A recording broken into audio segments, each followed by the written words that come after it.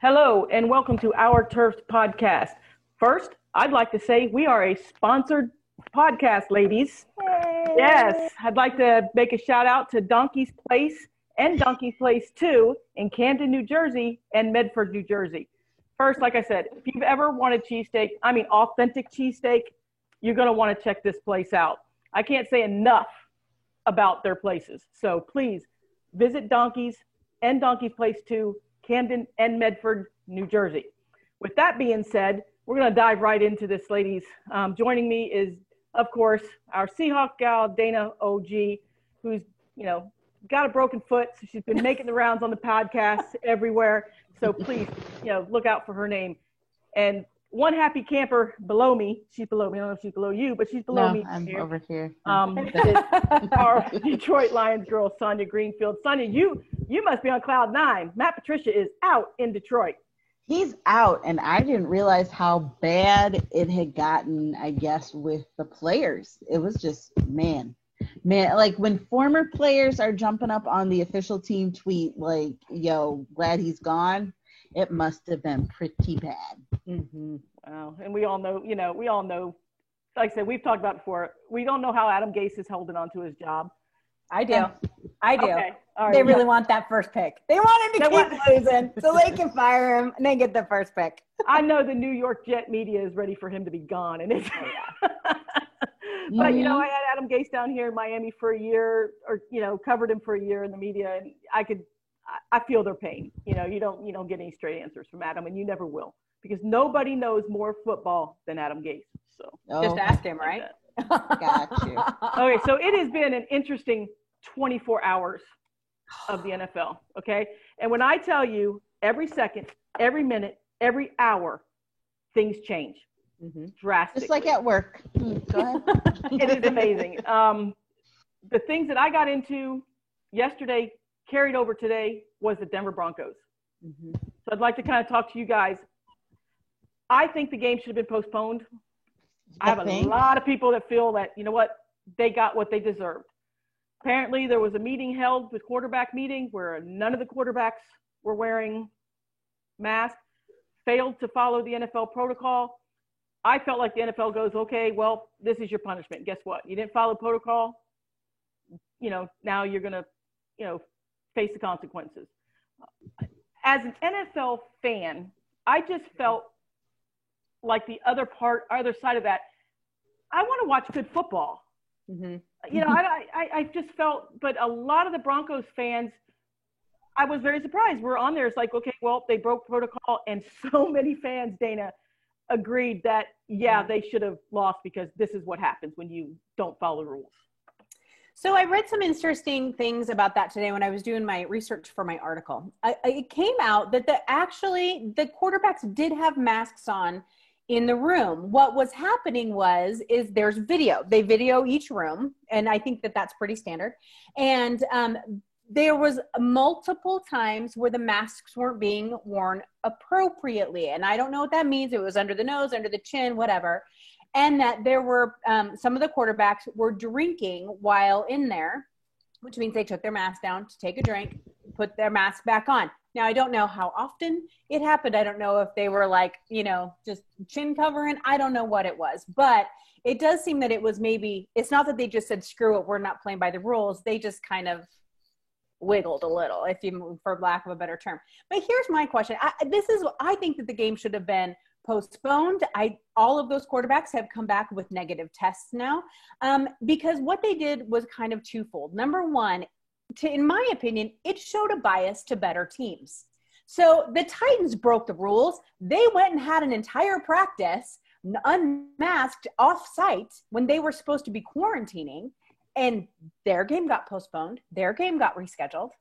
That was earlier in the season. Now we have the Ravens Steelers, which I'm sorry. Part 5. Yeah. And they have this giant outbreak that that means rules were broken. Maybe they can't prove them. I don't know. And we just keep changing the world for them because that's going to be a good game. Well, it's not going to be a good game now because we're going to have what? We're going to have Robert Griffin III throwing to Des Bryant, for God's sake. I mean, it's like, it's just going to be strange. So I'm not quite sure why they would just make those decisions. It seems somewhat randomly. And let me tell you this, and I put this in my article that we just released, but I'm going to say it again. I felt so damn bad for that kid, for Kendall Hinton, who got thrown into the fire. And I will tell you, fans were very nice. The media was real nice to him, but that was not fair to him because that's going to be his first NFL game forever. Mm-hmm. It's not fair. It's not fair, and it's dumb, and it shows how arbitrary the NFL just is. And this whole pandemic has just kind of let it go. And there's no reason. I mean, safety, players getting injured over this. You couldn't have just waited. It's just dumb. And I don't think that, well, number one, I really don't think football should be played, but that's just me and my personal opinion.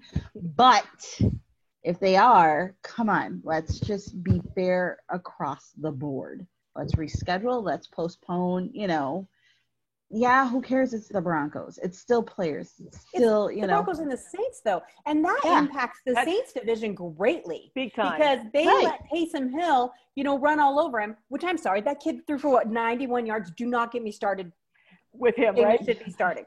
But that's a whole nother conversation. You know how I feel about him. But so that impacts then the Bucs and the Falcons and everyone else. It's not just about the Broncos. And if, the NFL likes to claim that they want to keep a level playing field. Everything's all about a level playing field. No. It's BS. And if this week didn't prove it, I don't know what's going to. They need to postpone that Ravens Steelers game until week 18.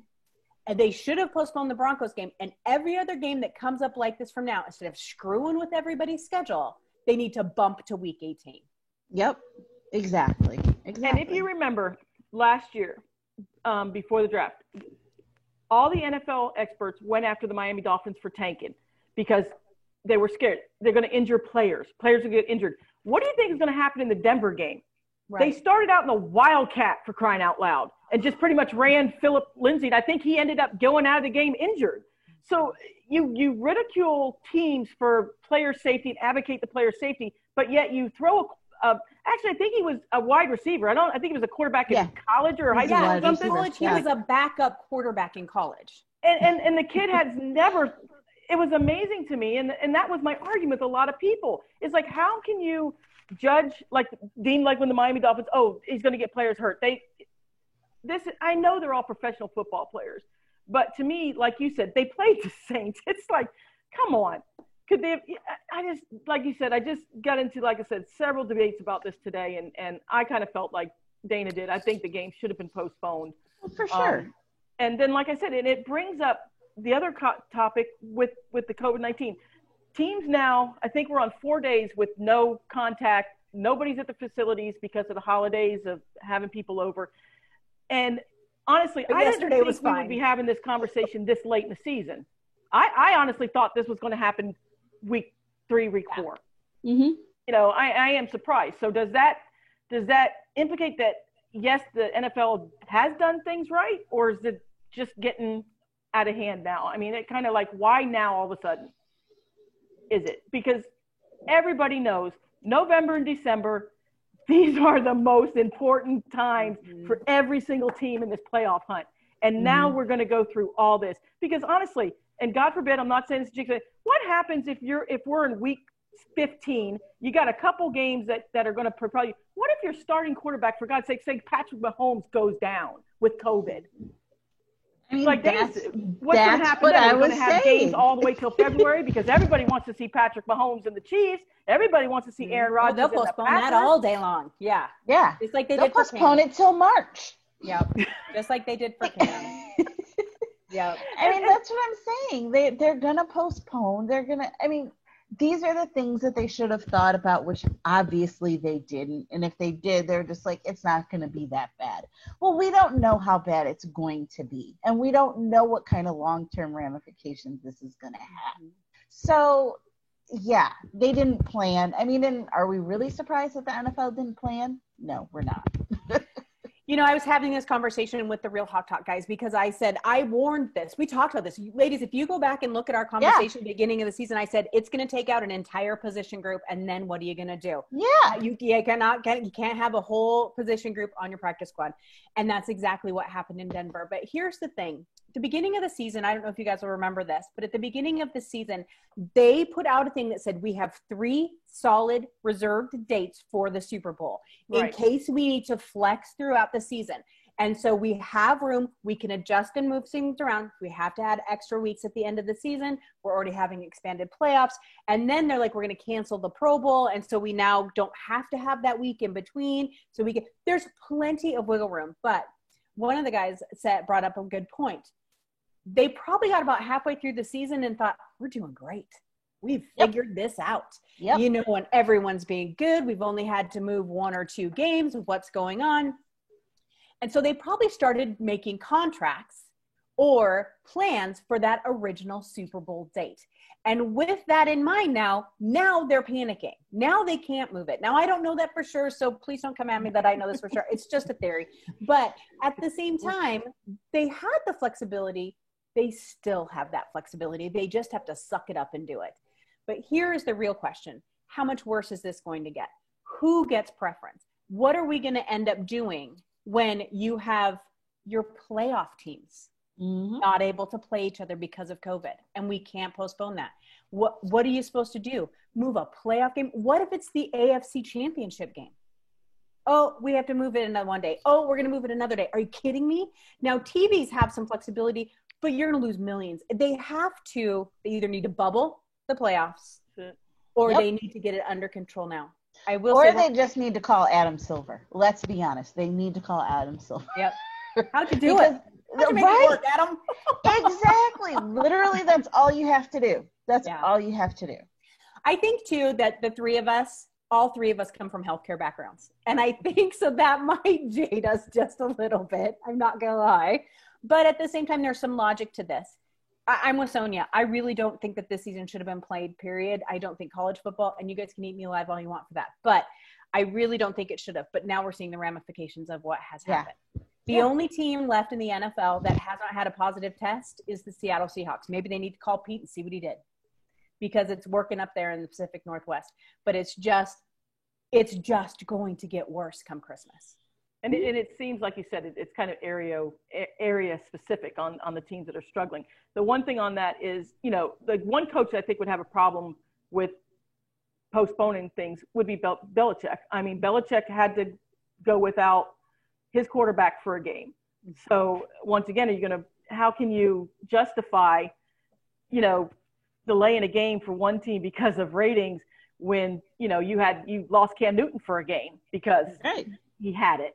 So that's kind of where I go back to. It's like, okay, it's not fair. It's going like this to me. It's not fair across the board. And now we got the San Francisco 49ers who can't play. No home. No home. So they're going to Arizona. They're division rivals. Oh my God! Don't even get me started. See, that's right. It is incredible. It's so bad, you guys. And, you know, after this podcast, our phones will blow up. Something else has been changed or something else. You know, the bubble idea, I'm seeing that a lot right now, especially as we come down. It's honestly the only way you're going to be able to do it truly safely. And you have to have, like, it just has to be, like, super strict. Like, I mean, I'm sorry, and I hate to say it, but it has to be super strict, just like the NBA one was. So do you think that fans in the stands had anything to do with this? Because I remember we talked about it, and Dana, you had said that you went to, I believe it was a soccer game, and you said it was good. They had done that right. So I think this is just teams not following protocol, or yeah. I agree with you. I don't think the fans have anything to do with this. If you look at the teams who have had fans in the stands, they're well separated from, well, except for, was it a Green Bay? The guy went up and high-fived one of the fans. I was just like, oh my God, what are you doing? But maybe it wasn't Green Bay. It was one of the players this last weekend. But it was like, because they had, 500 people there. So no, I don't think that's it. They have them well separated. The fans are well separated. Maybe if there was ever contact tracing, which we know there isn't, then they could say fan to fan possibly. But I don't think that has to do with the players. I think this is coaches going home to their families and players going home to their families, and their families aren't being super careful, or they decided to have people over on Thanksgiving, or whatever it is. I just think that as the rest of the country is, we're all really sick of this, and we get it. We get it. Yep. But it's not going away. And so you have to stay vigilant. And you can see, I think some teams take that very seriously and other teams don't take it. Well, and there's cameras everywhere. And that's what gets me, is because when you're watching these games and you listen to the commentators and the rules, and certainly, like I said, we are not NFL rule experts on these protocols. I have read some of them, though. Mm-hmm. I have read some of them. And the ones that the team sent them was, now every player needs to have a mask while you're in the bench area. I'm gonna tell you right now, I watched that Tampa Bay game last night. I saw 4 or 5 players without masks. So I'm saying, is there like a mask patrol in the NFL? Are the NFL reviewing these tapes? I mean, it's on national television, for crying out loud. Yeah, you know, I think there are fines. Sonia, is that right? That they've been fining? I know that, like, the Saints celebration over their win, they got a fine. Yeah, they got a fine. And no one in there had a mask on or something. Did somebody have loss of picks too? Yeah, like they lost a 7th round. I was about to say a 7th rounder, not like awful, but you know. But yeah, they're fines. There's draft picks being taken, and I mean that's a good start, but it's been crazy. But it's hard because, I mean, heck, in the hospital we can't even get everybody to wear the mask all the time. Right. You're not going to get football. I mean, you're just not. And I hate to say that, but you're just not. Yeah, it's interesting to me. We have to look at the impact of the play on the field, but we also have to look at the impact in the society. Okay. And so, you know, these players are going home. They're getting sick at work, and then they take it home to their families. And, you know, that was why a bunch of the players who opted out this year, I can't remember who it was. And I'm so sorry, I can't remember. But one of the players, his grandmother lives with him, and he was not going to risk getting her sick. No. And I respect that. You know what I mean? Yeah. So we have to, you know, keep that in mind. But if you want to just get down to brass tacks about the entire thing and not healthcare opinions or, you know, what we think is right or everything, just simply look at the competitive advantages some of these teams are getting. You cannot tell me the San Francisco 49ers, who looked fantastic against the Rams yesterday, they looked like a team that was starting to resurge. Now they have to go share a stadium, and people are mad at California. Don't be mad at California. Don't be mad at San Francisco. Be mad at the damn people who won't wear the mask. And so they have to go. Stanford is now looking into going up to Seattle to use a thing up there. So, I mean, it's displacing people to continue to play a game. And so we have to really start to kind of feel for these players who are doing it right, and feel for these teams who are trying so hard. But their whole lives get spun around because team A and B over here, we know who they are, you know, didn't play the game. Right. They weren't following the rules. And it's not fair because everyone's being shifted around. 3 Monday night games, a Wednesday game. It's asinine. It is. Absolutely. And it's going, like you said, it's going to start affecting things. It's going to start affecting playoffs because, like I said, those November and December games, every game from here on out is 100% important. You need players. And I am all for getting these players somewhere, test everybody, put them in a bubble, and you're going to have to ride December out. Or we're going to be seeing football in February, March. We're already seeing college. I'm going to be watching college football in December. You're going to be watching regular games in December. Yeah, regular games. And now I don't even know if that's going to even happen because we're going further and further out there. So it's going to be interesting. You know, it's like – look at your boys. They don't want to play anymore. They don't want to play. And I kind of feel sorry for them because these teams are getting pissed off. We're going to jump ship here and go to college for just a second. Clemson came down on them and just said they didn't want to play us, which is, come on, that is the stupidest thing ever. I mean, these guys are still showcasing, regardless of whether your team, you suck or not, you still want to show out for the scouts. You know, and then Virginia was supposed to come in. They postponed that, and at least they came out and said, look, it's not FSU's fault. This is all ACC. This is, you know, coming down from them. So at least they got down. But I think it's so funny. These teams are tearing each other up over this. It's like, oh, they just don't want to play us. They don't want to play us. It's like that has nothing to do with it. Of course, you know, and like you said, but and Clemson, you know, clearly should have a national championship ride. You got Trevor Lawrence, who once again, let's go right back to that. Projected number 1 pick if he comes out. So the kid's got to play. Mm-hmm. Ratings. Mm-hmm. Everybody watches Clemson. Everybody watches Alabama. You know, the Iron Bowl was played without Nick Saban. Not that it needed Nick Saban, but you know, there's still implications that's going to happen, and I don't think we've seen the end of it. Oh, I think it's just the beginning of it. I think it's just going to be because, you know, here's what would be interesting. This is a little side note that we can all fight about on Twitter later. We won't, because we'll all agree. But everyone else can fight about on Twitter is what happens when that that vaccine comes out and all of a sudden NFL players are the second and third people to get it. Oh, I'm not even. Oh. I know, right? This, I'm gonna tell you, it was already brought up to me, and I'm hot. I was like, turn the air down. Ooh, buddy, you want to talk about a heated discussion? Woo. Yeah, I was about to say, let's talk testing too, because these players getting tested all this time. Yeah, it's true. Okay. Yeah, but so we don't want to argue, so we're gonna let that be. But I'm just saying. So it's going to be interesting. I think that the next we really should have just said no sports. Let's just write it out this year. Yes. And yes, that's one year less of Russell Wilson that I would get. But, you know, the rest of the planet would lose their minds because sports is the only thing that brings them joy right now. Okay, I understand that. I get that. Hey, I get it too. I wanted it. I won't lie. I just, you know, I wanted it because they assured us that it was going to be safe. I honestly went into the NFL. I think I was in week, what was it, 4 or 5 before I figured out the players were going home. I thought everybody was staying together.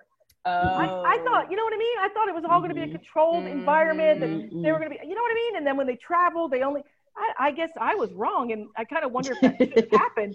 I did probably shouldn't have. They would be going in and out of the stadiums and facilities. And, you know, and it comes back to the bubble thing where, you know, and if you went out, you're done.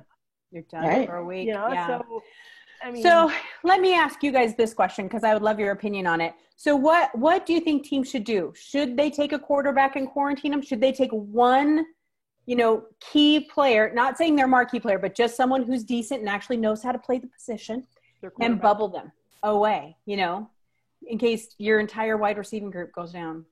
Oh my I was about to say, who do you do it for? Like, do you do one of everybody?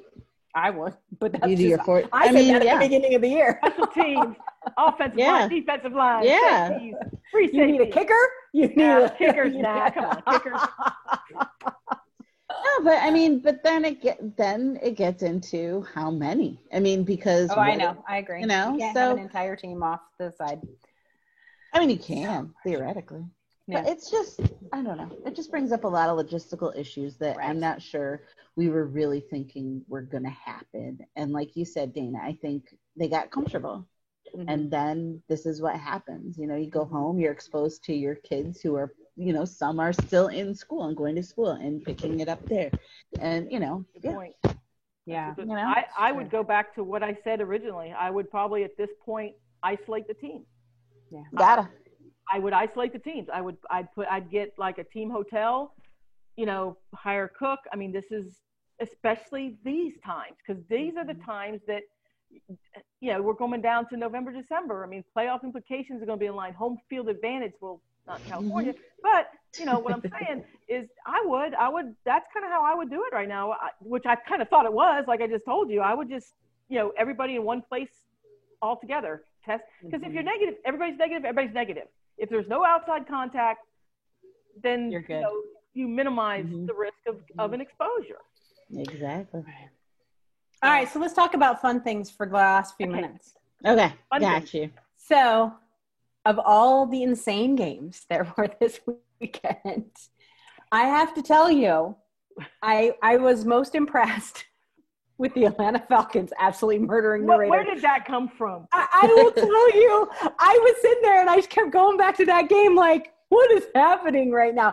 I will tell I really thought the Raiders on a roll. A few weeks ago, I wrote about how if they were kept those up, that they could, and they managed to beat the Chiefs again, they could be right in the mix of a playoff spot and blah, blah, blah. You jinxed them. I totally Every did. time you do that, you jinx them. No. And every single time, all of us talk about the Atlanta Falcons and Matt Ryan. If this should be it, the next weekend they blow their opponents Right. out. So every Atlanta Falcons fan should want us to do a podcast every week and trash Matt Ryan. 43-6. I couldn't even believe it. And Derek Carr was having a fantastic season. Yeah. And then just laid it out this week. It was his worst game, I think, ever as a professional. It was terrible. And I don't know about the new black hole. It's kind of a grave. Like, they're not playing well in Vegas. That one shocked the crap out of me. Which one surprised you this weekend? I have to say that one, the Falcons, because I kept saying, is that right? I even, when I posted the score, I was just like, that's not right. Is that right? That's right. I was like, wow, that's crazy. I guess since you picked that one, I'd say another one would just surprise me. I honestly thought the Detroit Lions were going to beat the Texans. And I really did. I was like, what's there? Sonia's like, I needed them to beat the Texans. I was like, come on. Never need the Lions to do anything. And as with Buffalo Bills fans, everybody now, all the Detroit Lion fans are paying for Deshaun Watson's charity. Wasn't that awesome? That was great. That was really good. I like that. I like that.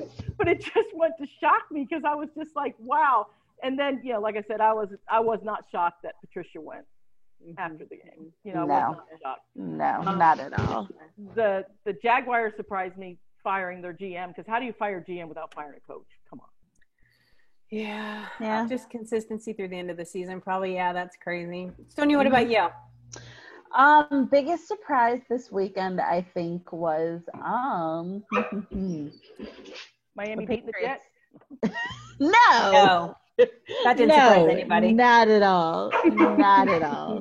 So who is it? The Patriots and the Cardinals. That actually, it kind of surprised me at the end, because I thought this was going to be a game that, honestly, that the Patriots were going to kind of have, I mean, maybe not in the back of their pocket, but I thought that they would, at least look pretty good. And it was a good game. It's kind of a struggle there, but I thought that they were going to be a little bit more handily with it, but still it was a good game. I liked it. I enjoyed it. It was a surprise to me too. I really didn't think the Patriots really stood a chance. I thought that Kyler Murray might just run all over them, but they really did a pretty good job. That team is as annoying as it is, has gotten better throughout the season, and Cam Newton looked not great, and he hasn't looked great the whole year. He hasn't. But the rest of that team has really stepped up for them to manage to pull out some wins like that. Yeah. And tonight we have, we got like 5 minutes left. We can wrap this up with tonight's game with the Seahawks and the Eagles. My theory is you're going to start seeing the benching of Carson Wentz tonight. Benching? He just got back. I think you're going to have a lot of Jalen Hurts coming down. I was about to say, what you think in the second half? I don't know. I think they're going to give Carson a little bit of here's my theory. I think they're going to give him about a quarter to kind of see if he's in rhythm, how it's going to go. Because I'm telling you what, I really think they're at the rope with him. And I think if he struggles, you're going to see some Hurts plays. I guarantee you're going to see Jalen Hurts at some point tonight, because this kid, I mean, they're getting ready to yoke him to the bench. And like I said, yeah, I think you're right. They have already said they're going to have more plays for Jalen Hurts. I wonder if those plays just turn into series, just turn into quarters, just turn into, we'll see. And, but at the same time, I said this on a podcast earlier this week. Do you really want to put your poor rookie quarterback in there and have Jamal Adams down his throat every single play? Because that's exactly what's going to happen. We did it with Tua. He was going for 3 plays. Going against Aaron Donald. That's it's true. It's very. Baptism by fire. You gotta learn. You gotta learn. Let's go. Yeah. Well, the Eagles have not beaten the Seattle Seahawks since 2008. Yep. There has been, I think, 5 games. They've never beaten Russell Wilson. And I don't think this is the team to do it. And I'm not saying that because I'm just a Seahawks fan. I just don't think this is the team to do it. But I will say this because I love and adore. I still would give up a lot of draft picks and maybe 1 or 2 players for Brandon Graham to please come to Seattle. Okay, so I'm going to put that out there because I love him as a defensive lover. But, yeah, so I think that that this – I don't know. You never know with Seattle. You might get the good Seattle. You might get the bad Seattle. But we know we're going to get the bad Eagles. So we'll see kind of what happens with it. Assuming leave my NFC East team alone. Sorry, darling. Can you believe that division, you guys? I can't even believe that division. That division. I actually was just having a pretty good conversation with some Giants fans this morning on the OTFB Twitter, and they were really kind of encouraged. And I was like, see, I like this. Somebody was like, well, you guys are used to mediocrity. And, I kind of brought it back. I'm like, yeah, you are, but you know what? You got to start somewhere.